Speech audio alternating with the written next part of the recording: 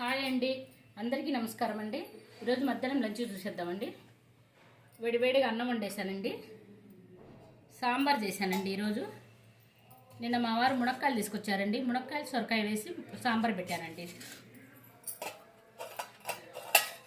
పెద్ద చిక్కుడుకాయ ఫ్రై అండి, కొంచెం ఉప్పు కారం వేసి మగ్గ పెడతానండి, నూనెతో మగ్గనిస్తా, బాగుంటుందండి, చాలా బాగుంటుంది. ఇది పండు మిరపాలు చింతకాయ తొక్కు పచ్చడి అండి, మిక్సీ వేసుకొని కొద్దిగా జీలకర్ర ఇంగువ వేసి తాలింపు వేసానండి, చాలా బాగుందండి. ఇది రొట్టెలండి, గోధుమ పిండి జొన్న పిండి రెండు కలిపి చేసిన రొట్టెలండి. ఇవి పిండి కలిపే విధానం చెప్పమని అడిగారండి. మన గోధుమ పిండి పిసికినట్టేనండి, కాకపోతే కొంచెం వేడి నీళ్ళు కలుపుకుంటే బాగా వస్తుందండి.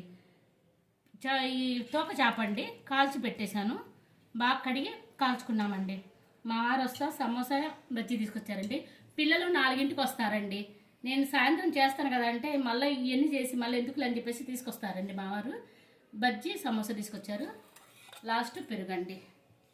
ఈరోజు ఐటమ్స్ ఇంతేనండి. నచ్చితే మాత్రం లైక్ చేయండి.